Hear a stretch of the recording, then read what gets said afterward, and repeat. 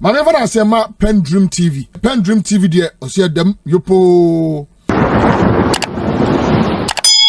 Samuel Okudzeto Ablakwa and the current foreign minister in the second coming of President John Dramani Mahama ne temi. Na say na yebe kaya the president of United States Donald Trump eba abaimono and as some months back or impose sanctions and restrictions on most countries. Na Okudzeto Ablakwa and then I break it down. Ekwanya Ghana so and negotiate a winning ASR deal no in the United States of America. My person will become home. That you could see the details of Nsema Akudzeto Ablakwa at the Tuja. Otto and Samson or Kasafa the presidential jet Ghana Ekwa Kotono. Instead saying Ghana and as a President John Dramani Mahama so ever rented jet no. President John Dramani mom Ekwa Koto a new private jet. Okudzeto Ablakwa Akasa Afa. At the Foreign Ministry, we have strived to improve our diplomatic relations with all countries. As the Osajifo Dr. Kwame Nkrumah outlined our foreign policy in 1958, we seek to be friends of all and enemies to none. So by close of this year, you can tell that we have improved relations with every country. Our multilateral engagements have also become stronger, and you can tell from the numerous visa waiver agreements that we have signed. There is growing trust and confidence in Ghana that we are a reliable partner in the Committee of Nations. You see the trade deals that we have negotiated with some of the very, very difficult leaders of this world that many analysts say that it's not easy to really even get them to sit with you at the table. We have been able to strike very, very good deals in the interests of the people of this country. And then we have also been able to protect our dignity, preserve our respect. I mean, we've made it clear that Ghanaians will not accept or tolerate or countenance any form of discrimination. And I think that within every corner of the world today, every country knows that if you harm a Ghanaian, the Ghanaian government will come after you. We will stand up to protect the rights of all Ghanaians. And let me disclose in that spirit that last night a video was brought to my attention about a young student by name Naneje in Latvia. I want to disclose that we have commenced immediate investigations through diplomatic channels, and the Ministry of Foreign Affairs will be updating the public regularly on what our diplomats are doing about that matter that is alleged to have happened in Latvia. We want to send a very clear message that anybody who harms a Ghanaian in any part of this world will not get away with it, and that is the message that the Mahama administration wants to send very, very clearly. So the year in review has been very, very good. I like the fact that if you look at passport administration, we have totally transformed passport administration. I know we'll get into it in my detail. And Ghanaians themselves are testing. We haven't spent anything on PR, no adverts. We just want the reforms to speak for itself. And Ghanaians are testifying about how swift and how incredibly smooth passport application has become. And what is also beautiful about passport administration now is that we have been able to establish passport application centers in all 16 regions. All 16 regions? All 16 regions. Unprecedented. It's never happened in the history of our country. Then you look at visa waiver agreements. In this short span of time, we've added 11 countries to the visa waiver agreements, compendium. And what is also exciting about these visa waiver agreements is that we are talking about, countries that Ghanaians, really like to travel, work in, trade, and do sports. For example, you look at the Morocco deal. Many sports enthusiasts are excited about it because apart from the fact that they are hosting the Africa Cup of Nations, which will start on the 21st. Starting this weekend. They host a lot of, sporting activities from athletics, to soccer, and then you see the various, negotiations we've gotten into. I mean, the United States, for example, imposed visa restrictions on 36 countries, including Ghana. So far, we are the only country that has been able to negotiate out of that visa restrictions. Only a couple of days ago, you noticed that President Trump has imposed even more restrictions, added 15 countries, and tightened the restrictions on the earlier 36. Ghana, once again, has been exempted. This is the third time after we negotiated out that we have been exempted. And for sports enthusiasts, imagine if we had not negotiated out of that visa waiver or restriction. Especially with the World Cup, with the World Cup coming. 6 months away. Because the restriction meant that we were entitled to only a single entry, 3 months visa, no matter who you are, you know, from president to everybody. So Ghana is playing in the United States and in Canada. What it means is that you can only go in there with a single entry. You cannot follow the team out of the United States. If you follow the team out of the United States to go watch a match in Canada, that's it. You can't re-enter the United States. You have to come back home, you know, and you know the queue applying, you know, for a US visa these days. Of course, we are talking to them to shorten the queue.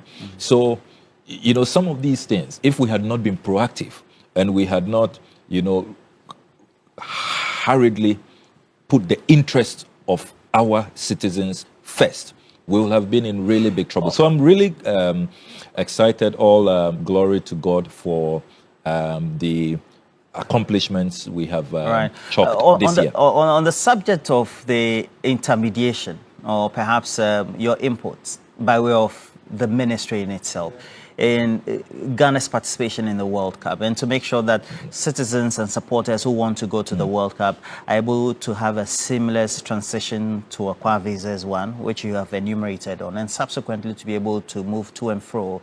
You particularly would know for past World Cups, they've also become, let's say, tour events for many people to get to know around. Okay. Now, particularly when we're getting the notoriety of being a hub of having scammers, those who take part in romantic scams, etc. Of course, we have our national security apparatus very much on that.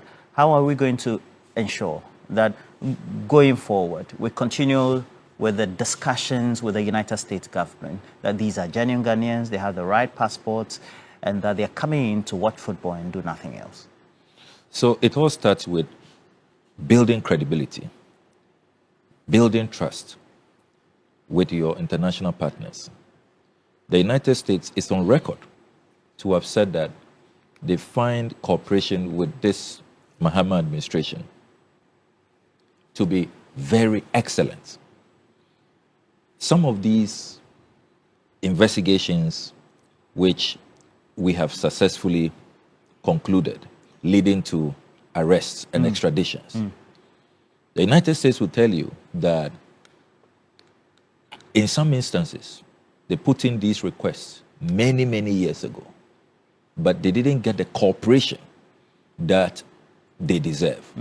So because we are building credibility and we are making it clear that Ghana will not become a hub for cybercrime, for drug trafficking, for money laundering, and all of those heinous crimes, our partners are very confident. If you look at the very latest, this week's visa restriction on a number of countries, they emphasize that for a number of those countries, it's because of their poor criminal record, where they are not cooperating with international partners. They don't want to open up for investigations. They are complicit. They are shielding, protecting either terrorists, cyber criminals, money launderers, corrupt officials. So we have to be given credit that this Mahama administration is making it very, very clear. Look, we are going to support particularly the young people of our country to engage in legitimate business. And that's why I've been signing all these, you know, trade deals, labor mobility agreements. We're bringing investors here. The president has been at the forefront, selling Ghana, making a very strong case that Ghana is open for business. So we want you to engage in legitimate business. We don't want the youth to get us wrong. We are not out to hound you. If we are not saying that you can't, make money and live a good life and whatever you want to do on social media. I know the youth like to, flaunt whatever they have on social media. Just make sure it's genuine. Make sure that you are working hard. I mean, hard work pays, and ethical conduct, pays. And that is what you must always endeavor, to pursue. But if you want to give all of us a bad name and create the impression that Ghana has become some narco state or some cyber criminal headquarters, we will not accept it. Unfortunately, the Mahama administration has invested greatly in modern technology, AI tools, and other mechanisms to track down all of these cyber. Because remember that it is not always the case that these cyber criminals are Ghanaians. There are some who come from other countries thinking that because they have relocated and they are here, they have some form of anonymity, people don't really know who they are, they can use our country as a launch pad for their criminal activities. We will get them, no matter which part of our country they are operating. And I think that that credibility we have built is what is giving us, all these exemptions from restrictions. Many countries have loosened up. And I can assure you that in the talks that I've had with the three governments of Mexico, Canada, and the United States of America, they are very excited about receiving Ghanaians. They have promised that they will create a special dispensation. Within the period of the World Cup? Yes, within the period of the World Cup. They've promised that they will create a special dispensation for Ghanaian football fans. And so I'm very confident that all of what we have done, cooperating on these security matters, would really enhance our chances, not only of getting good visas, long-term visas, so that soccer fans can move to and fro, but also so that we can have good numbers, to be able to rally behind our beloved national team. And before you came into office, you had been a ranking, so you're very much on top of the issues, and so you've been exhibiting that in office. But particularly when there are concerns being raised, that there are other foreign nationals from the West African sub-region who have Ghanaian passports, especially in the Gulf, in the Southeast Asian countries, who are using Ghanaian passports and perpetrate crimes in the name of Ghanaians. And so for those who legitimately have Ghanaian passports and live decent lives tend to face a certain reaction as a result of those actions. Has it come to your notice? How do you work on that? How are you working on that? Yeah, it has come to our notice, and it appears to be a very age-old challenge. But fortunately, because of the investments we have made in strengthening the security architecture around passport acquisition, now it is very, very difficult. The last time I held a press conference and exposed how over 370 foreigners who tried in recent weeks to obtain Ghanaian passports, how they were exposed. Because of the system we have put in place, we quickly rounded them up, and they are being prosecuted as we speak. And we made it clear at that press conference that you will not be allowed to obtain a Ghanaian passport when you are not a Ghanaian, when you don't qualify to have a Ghanaian passport. And when we get you, you will not be spared. You will be prosecuted, and we will go for the full sanctions, not leaving out jail sentences. So it should be made clear that we have tightened the system. We now have a PPP arrangement with the BTS consortium, which infuses a lot of technology.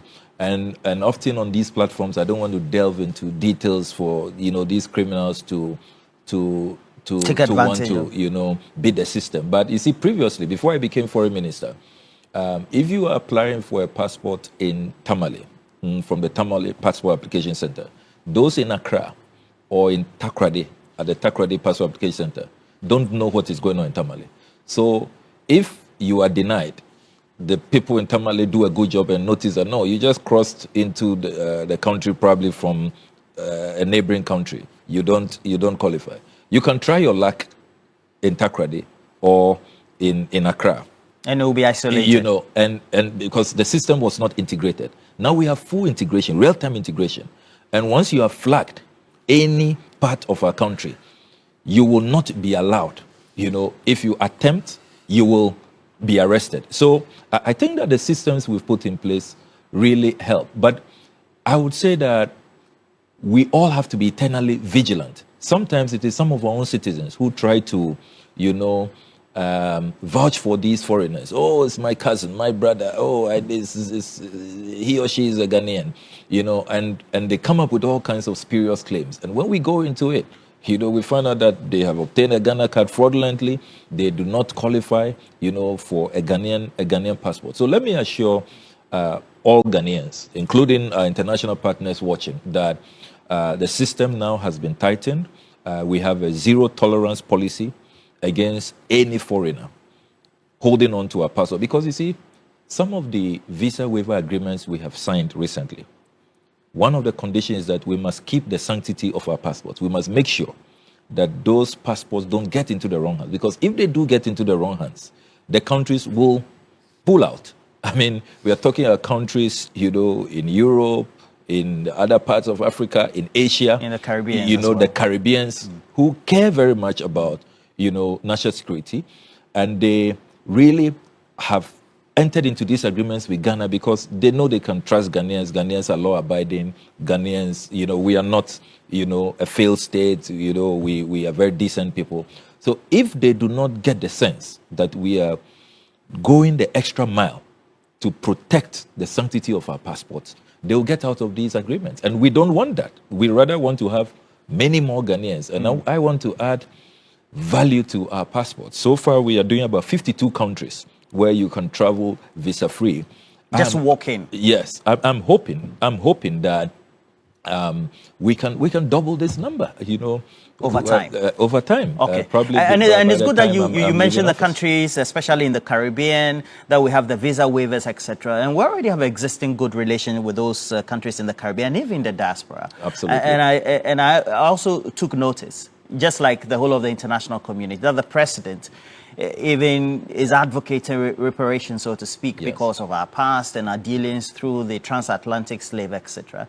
And so having a diasporan summit, which I know has been announced, yeah, puts all those matters into bed. How does that connect us directly to our diasporan community, our relationship with those countries that, of course, have participated in these historical events, and then make us relevant, in tune with what the president's own policy is?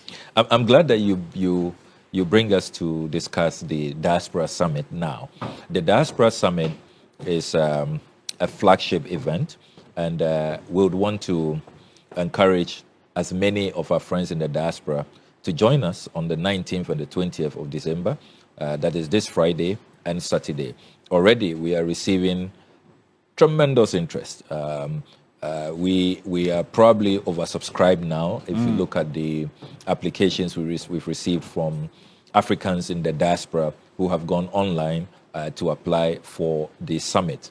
Only yesterday, I welcomed the famous U.S. civil rights activist and personal injury lawyer, Benjamin Crump, who is known for, you know, standing for the likes of George Floyd and all of those Victims. African Americans who are victims of racial police brutalities. Amanda Aubrey and all of those unfortunate, you know, brothers and sisters of ours who were subjected to inhumane treatment and who died in the process. He stood up for them. He's been nicknamed the Attorney General of Black America. He's here with a strong team. The president of Togo is also arriving tomorrow. We have the Namibian chair of the Reparations Commission, who has also arrived. The Grenada chair of the CARICOM, you know, reparations effort is also arriving today. Then we've also received the team of global experts on reparations. And why reparations is so important is that President Mahama has been made the African Union champion on reparations. So Ghana is leading the African continent on the reparations matter, where reparatory justice has now been made a decade theme for the African Union. It used to be a one-year theme. It's been extended to a decade, from 2025 to 2035.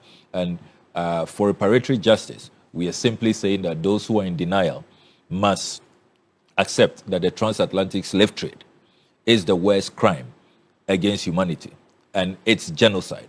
And that's why President Mahama said at the UN General Assembly that next year Ghana will be filing a resolution for that crime, the transatlantic slave trade, to be acknowledged by the United Nations as the worst crime against humanity. Because look, over 12.5 million people, taken out forcibly, a lot of them, had to die in transit, and the inhumane, harrowing, totally, inhuman conditions that they were subjected to. And to think that even when slavery was abolished, the slave masters, were compensated. They were provided with financial resources for losing slaves, but the victims have not been compensated. A lot of the nations that participated in that have not apologized for their crimes, and they also have not paid compensation. They have also not returned the artifacts, a lot of treasures that were stolen, that were looted out of Africa. So Ghana is leading that reparatory effort, and I am glad that this diaspora summit is going to really discuss that, come up with a communique which President Mahama will present to the African Union in February of next year. Remember that he's also preparing to assume the leadership of the African Union in 2027. And I want to thank my colleague ministers. I tabled a motion last week for President Mahama to be made a sole candidate from West Africa. In 2027, the AU chairmanship will be coming to West Africa. And so looking at the pedigree, the gravitas, the experience, the skills, the vision, the extraordinary qualities of President Mahama, we thought that we should present him as a sole candidate when he gets to West Africa's turn. Fortunately, the Ministerial Council unanimously endorsed my motion, and then a day after, the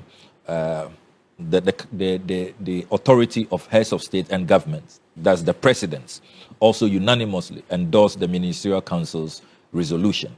So all hurdles are out of the way. President Mahama, inshallah, will be the chairperson of the African Union in 2027. So all of these efforts, the Diaspora Summit, inviting all, black people in the diaspora, whether you're in the Caribbean, whether you are in the Americas, whether you live in Africa. This has always been the home, the headquarters of the Pan-African movement. I mean, the fight against slavery started here. The fight against colonialism started here. We were the first country in sub-Saharan Africa to defeat the colonialists. And we have always been a voice of conscience. We have always stood up for the protection of the liberties of all black people. And so it is befitting that Ghana will host this diaspora summit. And we urge everybody to join us, to participate in this summit. On Friday, we'll have the opening ceremony.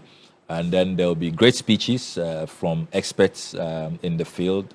And then we'll have plenary discussions after the opening ceremony. On Saturday, we continue with the plenary discussions. Very, very good topics, very good resource persons from all over the world. See, apart from the president, we have a number of them as well. The judicial basis of the right to reparations, and that's going to be by Ambassador Kwesi Kwati as well. Then we have also the chief of staff talking about the policy approach to deepening diasporan engagement, and more importantly, Jermaine Nkrumah, chairperson of the Global Diaspora Council, also will talk about the role of diaspora in the national development policy framework, because all these are supposed to bring everything together. Absolutely. And already, as a country and the ministry, you have already been focusing on making sure those in the diaspora who want to claim citizenship have that right. Absolutely. And it's been ongoing, still continuing as well. And especially for the Caribbean, etc., you tend to do that because there's a lot of investment to tap, is that not it? Yes, absolutely. And you're right. We've really prioritized partnership with our brothers and sisters in the Caribbean. Because look, let's face it, they are a part of us. It is because of the very atrocious act of slavery that removed them from here. But they are a part of it. They are brothers and sisters. You go to Jamaica, you go to Barbados, Grenada. I mean, recently when the Grenada Prime Minister came here on a state visit, he confirmed that he has taken the steps to carry out a scientific DNA, tracing his genealogy. And it's clear that he is from Ghana, from the Akan group. It's now scientific. They are able to really prove it, to do the tracing. Through DNA. Through DNA. So they are our brothers and sisters. And that's why we consider them the 17th region of Ghana. That is our policy overview, that they are the 17th region. The policy conception is that those in the diasporan community are the 17th region of Ghana. Of Ghana, yes. At the current foreign ministry. Exactly. That is our policy conception. That's our philosophy. And then we are also making sure that we roll out policies. We just got a cabinet approval to roll out a diaspora bond, which will allow them to invest. So it's not just about you come shortly for entertainment and go back, but we want you to invest, to be part of the growth, the development, the reconstruction of our country. And then in addition to that, we have the right of abode law, which allows them to take up full citizenship. Cabinet has just approved a new legislative proposal will be sending to Parliament, where they would even now have the right, to just claim citizenship. And we are going to facilitate the process so easily for them. Because really, they are our brothers and sisters. And as I said, they are the 17th region. So a lot of policies we are rolling out. And that's why you notice that we've also signed a lot of visa waiver agreements with them. With many of them in the Caribbean especially. Yes, Grenada, Trinidad and Tobago, Barbados, so that we can really facilitate travel. The other thing we are negotiating now, which has been a long-standing hurdle, to really bring us close, is the fact that if you want to travel to the Caribbean today, from Ghana, from Africa, there is no direct flight. So the flight path is a problem? Flight path is a huge problem. Either you go to Europe before you get there, or you go to the United States before you get to the Caribbean. So we are in very good talks. Negotiations are going well. We are in talks with Ethiopian Airlines. And we are quite confident that next year we will have our first direct flight, from Ghana to the Caribbean. So it has to be also in tandem with what ACAO protocols also say, and then IATA as well. Absolutely. And just in case you want to register for this Diasporan Summit, which will be taking place from tomorrow, and then also continuing at the Accra International Conference Center on Saturday, you can go to www.Diaspora Summit. So Diaspora Summit Ghana, diasporasummitghana.org. diasporasummit.org, and then get to do the registration. So the various groupings could do that. As for those who are already here, they are citizens but from the diaspora, whether Northern America itself or the United Kingdom or those in the Caribbean or elsewhere in Africa, you can do that. You're already here. You can also do the communication. Again, just to apprise you, diasporasummitghana.org. And it's good that you brought this up because the minority just, you're coming a big flock, not only you, but also the president as well, for the donation you did because of the horrid disaster of Hurricane Melissa. Yeah, of what happened to the Caribbean, particularly for Jamaica as well. Yeah. It says mixed priorities. What would you want to react to that? But as a foreign minister, the minority should be embarrassed that they take that position and seek to question Ghana's compassion, Ghana's love, Ghana's kindness in times of crisis. When there is a humanitarian crisis, Ghana should be one of those countries able to assist. And we have always done that. Our foreign policy has been rooted in empathy, in humanity, in compassion. That is why when Guinea in 1958 declared independence from France, and the French sought to punish them, took everything away from Guinea. The Osagifo Dr. Kwame Nkrumah set the tone for us. He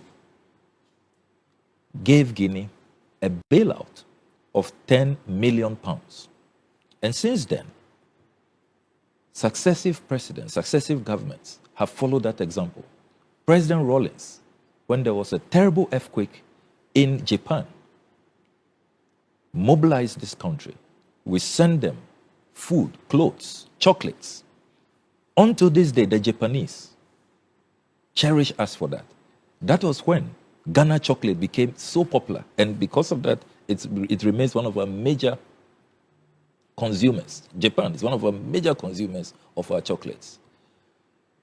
You come to Professor Mills. Haiti, terrible earthquake. Professor Mills, fresh in office, mobilized $3 million to support Haiti. Haiti has been grateful unto this day. That is another black nation. A lot of them descendants from here. President Akufo-Addo, there was a mudslide in Sierra Leone in his early years in office. Mobilized resources and sent them $1 million. So government after government, empathy, compassion, caring, and positioning ourselves as a country that takes responsibility, as a country that doesn't look the other way. And as I said yesterday, our foreign policy will be defined not by how much we can take from others, but by how much we can share with others. So what they say, we're poor. You see, who says we are poor? Look, if not for bad leadership, corruption, we are not a poor country. The Almighty has blessed us. What don't we have? From gold to oil to gas to lithium to bauxite, nickel. What don't we have? You know, so look, this is a government which has prioritized local needs. It's not as though the Mahama administration is not caring about the needs of the Ghanaian people. That's our priority, no doubt. And nobody can say that President Mahama has not cared, has not been there. I mean, look at what happened when the conflict broke out in Benyere. Immediately, NADMO was deployed. I went all out to go visit them in those border communities in Côte d'Ivoire, gave them financial resources, provided them with food, water, and all of that, medicines, made sure that they all got back. As we speak, they have all returned to Ghana. We have always been there for our people. We care for Ghanaians. But you see, in our foreign policy, we have always placed the care for others, the compassion for others, at the heart of our foreign policy. Because that is when you also face some difficulty, people will reach out to you. That is also when it comes to respect for countries, dignity for countries, we will take our rightful place in the Committee of Nations. And so to say that it is not right, I mean, it is so un-Ghanaian. And you see, when you're a minority, does it mean that you should criticize everything? Are you saying they're just criticizing for criticism's sake? So could you talk Ablakwa? Is that what you're saying? Because when you listen to them in Parliament yesterday, and yesterday when you make a statement, you see how they were vacillating, you know, approbating and reprobating, saying in one breath, oh, we are not against assisting our brothers and sisters in Jamaica. You know, in another breath saying that, oh, you are doing Inshishuenim diplomacy, why are you caring about others? You know, if they had made a case that, look, there are disasters in Ghana, the government is not present, not caring for them. Or there are needs, salaries, conditions of service, you know, and the government is not caring for them. Then you begin to, you know, carry the people along. But this is an administration which has cared so much for the Ghanaian. Legacy debts, arrears we have inherited, whether it's nurses who have been at home, doctors who are not receiving their salary, teachers who are not receiving their salaries. We have taken all of those on board and we are addressing those issues. Look, if you take our armed forces, you know that until this day, the United Nations celebrates Ghana for the gallantry of our Ghana armed forces. Look, since the first deployment of the Ghana armed forces to the Congo in 1960, we have been a top UN troop contributing nation. Rwanda continues to celebrate Ghana because of what our armed forces did. When other countries left during their genocide, that very horrendous episode they don't want to remember, it was Ghanaian troops who stayed and saved lives, created humanitarian corridors for aid and for assistance to come later. That is why Rwanda has presented its highest national awards to Ghanaians, the Ghanaian commanders, led by General Anyidoho. They celebrate him unto this day. He has, when he arrives, when General Anyidoho arrives in Rwanda, he has received the highest national award. Do you know the Rwandans have written to the foreign ministry that they want to come to Ghana and establish a monument? They have? Yes. And I put together a committee. We have selected the location. It's going to be at the Bema camp. And they are coming. They say that they don't want us to contribute anything. They are going to use their own Rwandan taxpayer resources because of this our partaking because and of what we participation did. in that, Yes. the intervention. The intervention. They say that if our troops didn't come there on peacekeeping and didn't stay, they don't know if they will be alive today. So the Rwandans in the next few days are going to start the erection of a monument here at Bema camp. And they want it to be an eternal and enduring appreciation. Well, Mr. Foreign Minister, then are you rubbishing the argument they make that at least if you want to send troops to undertake interventions in Jamaica, for example, or even that small intervention in Benin, you should cut to Parliament? That's the argument they make. We asked them to show us any provision in the Constitution. They couldn't. They couldn't. We are not deploying troops for combat. They need to get it. These are troops going on a humanitarian mission. So for Jamaica, they are going for reconstruction of the country. Our 48th Engineers Regiment celebrated the world over. They have top engineers there. They are going to help with the reconstruction, moving away rubble, rebuilding houses, reconnecting water, electricity, building amenities, and helping to bring back life. And in terms of livelihoods, bring back livelihoods and restore the nation of Jamaica. Analysts say that Hurricane Melissa destroyed infrastructure worth 8.8 billion United States dollars. Over 40 people died. These are brothers and sisters, And so I am very proud that our foreign policy today is not about holding cap in hand, calabash, hopping from place to place, begging. We are also able to share what we have. So I am proud that we donated to the Palestinians, one of the few African countries to do that. I am proud that we donated to Cuba. I am very proud that we donated to Sudan. Sudan is not getting the international recognition. That war going on there, the millions that are being killed, the international attention that it deserves, it is not getting. I'm very proud that we have a foreign policy that allows us, that even when the world is not looking, has turned away, we are able to reach out. And you should see the letter the Sudanese government has sent, thanking the people of Ghana and saying they will never ever forget Ghanaians. I'm very proud that the Jamaicans, we donated relief items, food, medicines, wash materials. And then this request for troops to help them, it came directly from the Prime Minister, who called President Mahama. The Prime Minister of Prime Jamaica? Minister of Jamaica called President Mahama and said, Mr. President, we really appreciate what you have done for us with your relief items you have brought. But we also would need additional help. We know of your troops, the Ghana Armed Forces, top 5 UN troop contributing nation you are. We plead with you if you can send us your 48th Engineers Regiment to help us with the reconstruction efforts. It is not easy. And then President Mahama said, don't worry, we'll make it happen. So President Mahama calls me, let's start planning this. And it became clear that even though we have the troops, we have the tents, the refrigerators, the generators, and all of that, we will need support with airlifting, the troops and all of those items because of the tonnage, you know. So I reached out to the Americans, and gladly they offered to help. And that is how come yesterday you saw that the Americans sent us the famous C-17 jet, you know, which was able to airlift all of those material and the personnel for that operation. So look, let's be proud. This is Kwame Nkrumah's Ghana.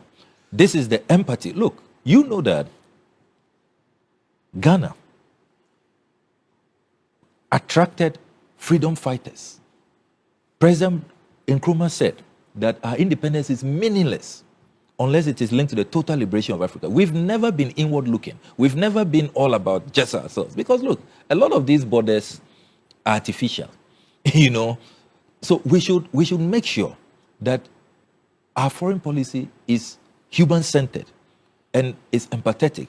That is why even where the foreign ministry is today, you know, it used to be the International Students Hostel, where we brought in international students, freedom fighters, you know, assisted them with support, Ghanaian passports and all of that, and actively helped them to liberate their country. So, you see, when you are a Ghanaian, you should know about our history. You should know about how we are perceived, how we are seen in the Community of Nations. We are the founders of the non-aligned movement. We've always been a pacifist country. We've always cared for the suffering. You know, so if you know our rich traditions when it comes to humanitarian gestures, you will not be questioning this. You will rather be proud. And what is great about what we are doing so far is that we mobilize these resources from donors. So it's not really about, we are not paying for it, the tents, for, you know, so there's this, the over 50,000 clothes came from a Ghanaian company, a free zones company, you know. So we need to be proud of our legacy and what we are doing.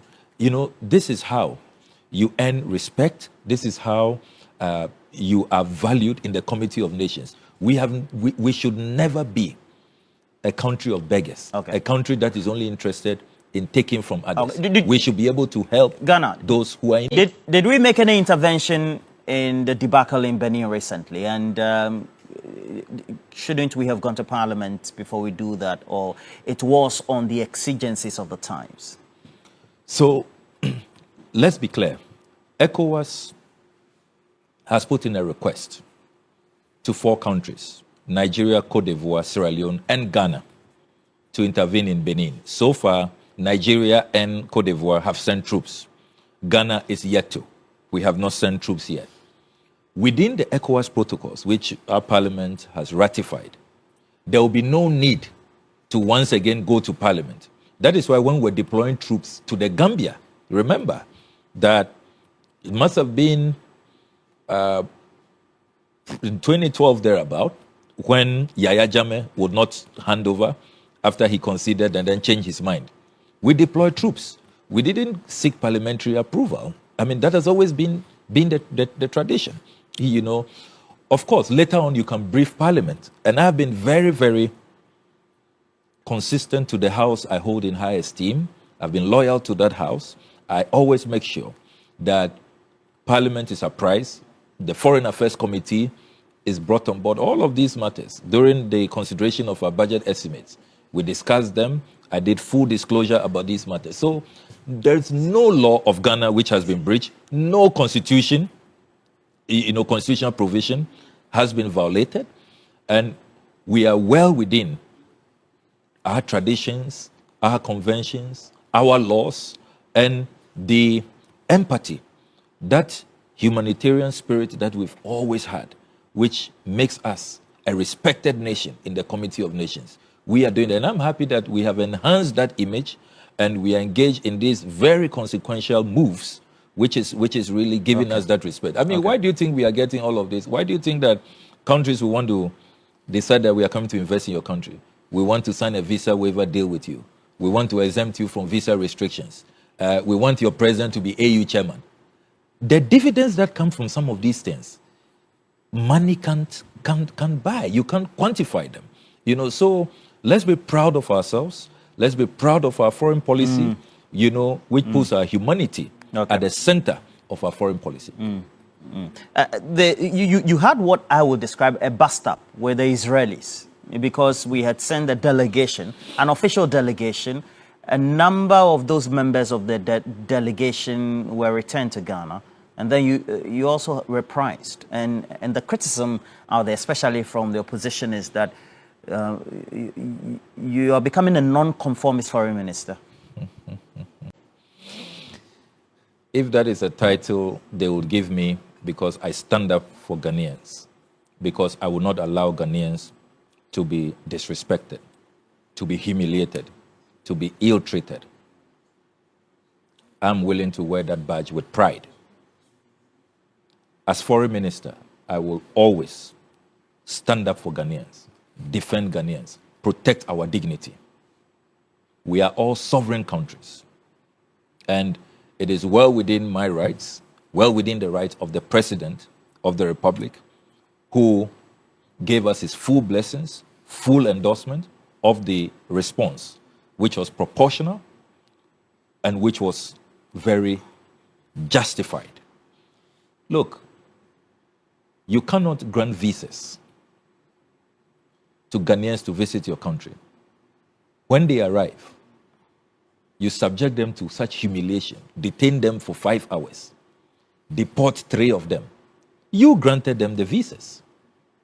You said they were welcome to your country.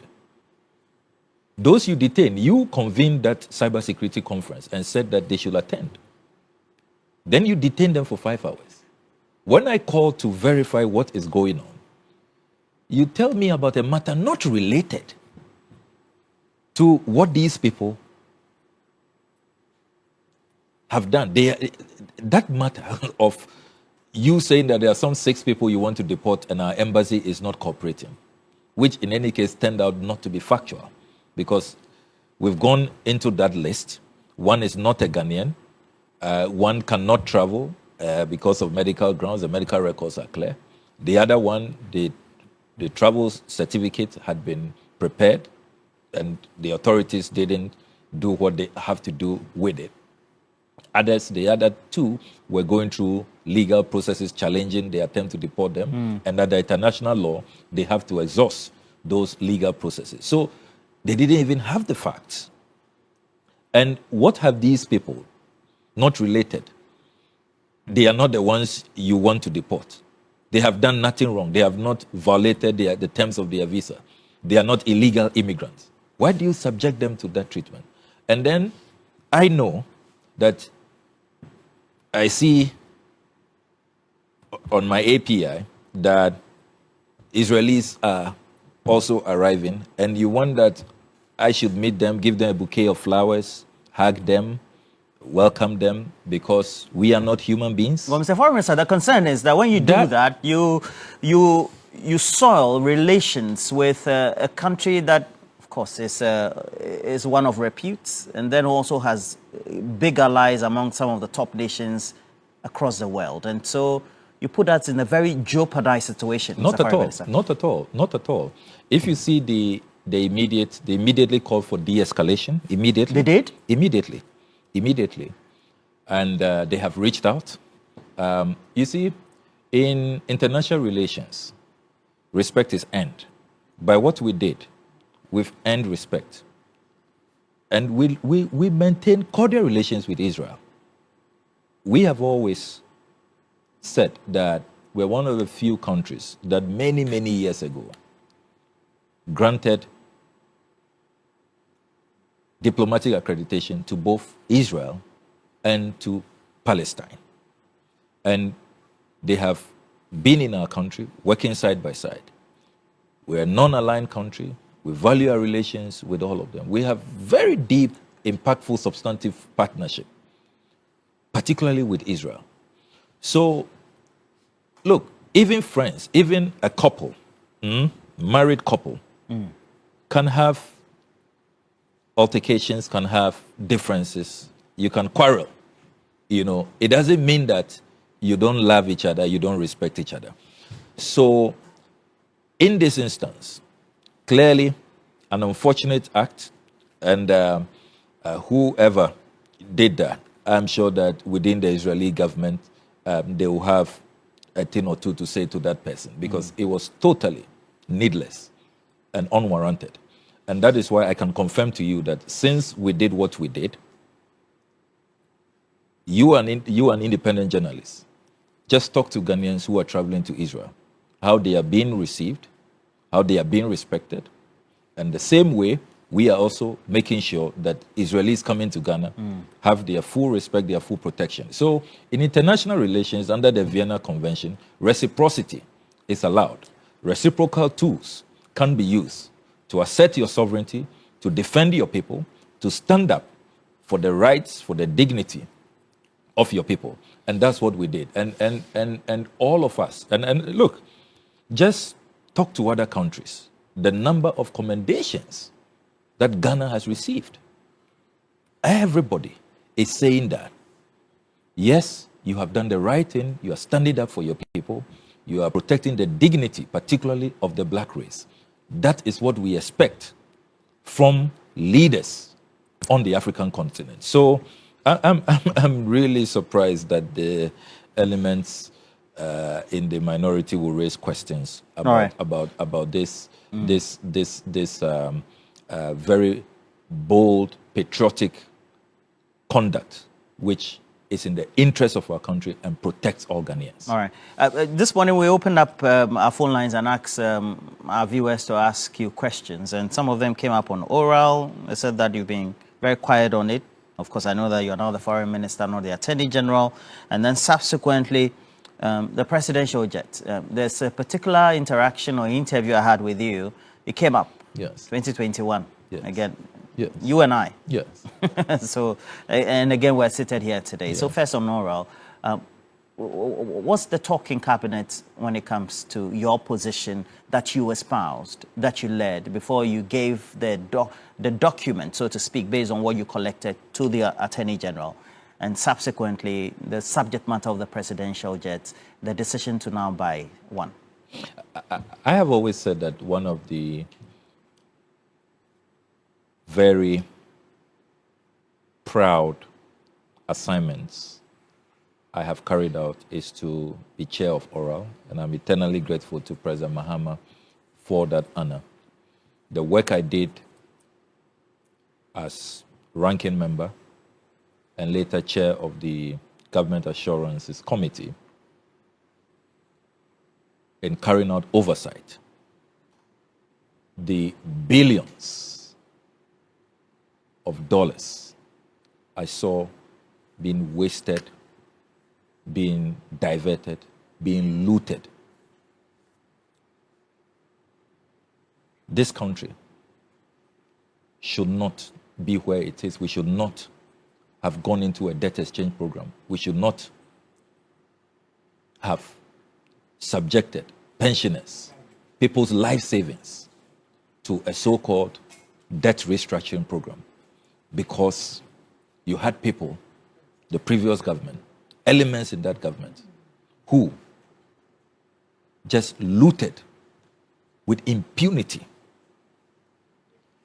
And so it is very humbling to have participated in that exercise with the team that was put together.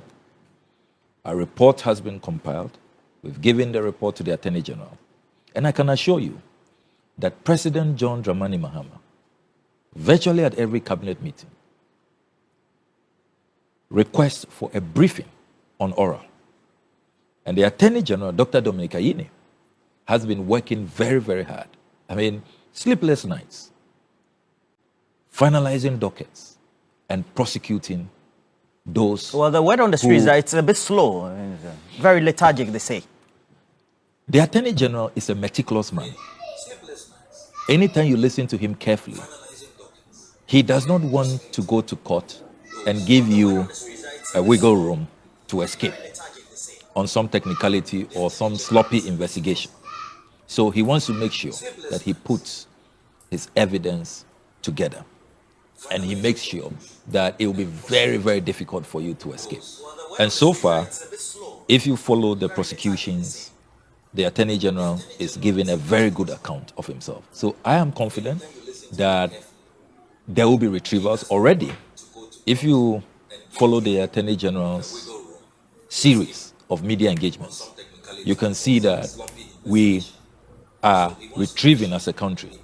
A lot of confiscations have gone on, real estates, the numerous houses, hundreds of houses that have been confiscated. If those houses are auctioned, we would retrieve some good money for the taxpayer. Many accounts have been frozen, loaded with our resources. And I am glad that a lot of that work is going on, particularly with the support of IOCO, the BNI, and other investigative bodies. Shraj, OSP are also supporting. So I remain confident. I am an eternal optimist. I'm confident that Oral will succeed. Oral is on track. Yes, people want swift justice, but the wheels of justice grind slowly. And what matters is that there's that commitment. I can assure you that we are unwavering. Okay. Our commitment has not faltered. And all of us in cabinet keep discussing Oral, we're receiving reports regularly, and the president is insisting that we must make sure that ultimately a clear example is set, particularly for those of us in office today, that you will not be allowed to loot and you will not get away with it if you loot. And so I like the two-way approach, that is not only accountability for those who once held office, but it is also the president is clearly sending a message, and he keeps telling us, I won't save you, I will not protect you, I will not be a clearing agent. Presidential jet. So see what is going on, see what others are being put through, and learn from that, and conduct yourselves, with accountability, transparency, and making sure that there is integrity that is defining your every move. So Oral is on track. Oral will succeed because we have no choice. I mean, we have absolutely no choice. If Oral fails, we are finished. We are finished. And you see, it will even threaten the survival of our democracy. If Oral fails, this democracy is in peril. Okay. Presidential jet. On presidential jet, I remain vindicated. All the things I said yesterday, I will say today, and will say tomorrow. You said the jet was in good condition. That jet? Yes, it was. How on earth do you have a presidential jet, which I maintain at the time was in pristine condition? I remember the word. Yes. And then you will go on a very reckless, totally insensitive luxury jet chartering spree. 20,000 euros an hour, 20,000 pounds an hour. Hundreds of millions of Ghana cedis wasted. And I always made the point that, look, if there is something wrong with the jet, tell us.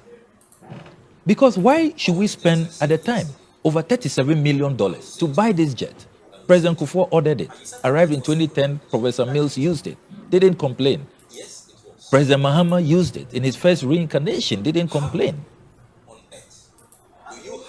So, why would you, President Akufo-Addo, suddenly refuse to use it? And you see, people even fail to accept the fact that when this renting went on from 2017 all the way to 2022, and the pressure mounted, and my campaign received public support and total, endorsement by the vast majority of Ghanaians, and the pressure became unbearable, President Akufo-Addo stopped chartering the jets. Check. For his last 2 years, particularly when we went into the IMF program. There are some people who say that, oh, don't even give him credit because we became broke and he couldn't find 20,000 euros an hour to charter. We had gone into an IMF program. He needed a bailout. We were doing debt restructure. Check the records. All the places they said the jet couldn't go, they used the jet there to Europe, The pristine to the jet. Americas, the pristine jet. So why are we buying a new one then, if it's in pristine condition? So it was jets. You are talking about a campaign that was going on from 2017. Check the parliamentary Hansard. Check the records. It was clearly stated in those records that from 15 to 20 years, that is the lifespan of the period of using the jet in terms of its lifespan for use, and that after 20 years, you need to be thinking about a replacement. So what President Mahama has done now is the responsible thing to do. He hasn't chartered 20,000 pounds an hour, 20,000 euros, $20,000 an hour jets, luxury jets. He hasn't done that. He is saying that clearly, with this jet now coming to the end of its lifespan, check the parliamentary Hansard of 2008, as stated clearly by the Honorable Kandapa. Now, don't forget that even this business of the jet in pristine condition, remember, I filed a question in Parliament, invited the defense minister. I gave them the benefit of the doubt. Come to Parliament and tell us the state of the jet. Remember, the defense minister at the time, the Honorable Dominic Nitiwu, came to Parliament and told us that the jet was in great condition. There's nothing wrong with the jet. Check your records. Your producers can produce the response to my question, because I gave them the benefit of the doubt. Probably they know something I don't know. Why are we buying a new jet? I'm not in government. He then said, you remember, he infamously said that, look, it's a matter of comfort that the president can shower in our presidential jet. You remember, which became a huge matter of controversy in this country. That, oh, so it's all about showering, luxury jets that you can shower. They made these statements in Parliament that the jet was in good condition, but it's about comfort, luxury. But now, if you look at the Mahama administration, we came to office, sent this jet out for servicing. You recall, it was due for servicing. Only for the manufacturers, Dassault, the Falcon manufacturers, to discover that there was massive corrosion. It wasn't being maintained? So they told us, and the defense minister came to Parliament, the late Dr. Mane Buama, came to Parliament and told us that, look, they have discovered all of these massive corrosion and that they will need more time. Now they are advising that, looking at the state of the jet, the corrosion and all of that, you are better trading it in. Now, President Mahama's conduct is saving. Look, the campaign I waged was about protecting the public purse. It's not about, sometimes people want it to look like, oh, he had malice, he has something against, he doesn't like President Akufo. None of that. Look, as foreign minister, you recall that when President Akufo-Addo was foreign minister, you recall that he denied President Rawlings his curtsies. Yes. You recall, as foreign minister? Yes. The former president complained about it. The former president complained about it consistently. Yes. Former president couldn't use the VIP lounge. When he travels, embassy officials could not meet him and all of that. Check. I haven't done that. As foreign minister, I accord President Akufo-Addo full curtsies. Anytime they notify the foreign ministry that he's traveling, I quickly deploy full. You use the VIP. So the new jet we're buying, will the current president be using it, or will be outside the span? It is important to emphasize that what I did in opposition, not only on jets, on cathedral, on the Moshosho rice scandal, and all of those matters, the SNIT hotels that we saved, and all of those exposés.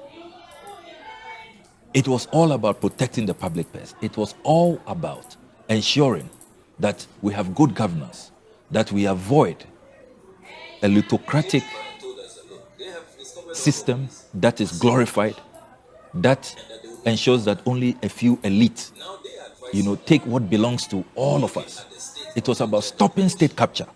And these are principles that I hold dear, that I believe in and stand by. And you notice that even in government, it has been brought to bear and it is being pursued. So back on the matter of the presidential, it's clear when you look at all the facts that President Mahama has acted responsibly. The finance minister it's on record. It's in this station that he said that. He repeated it in parliament.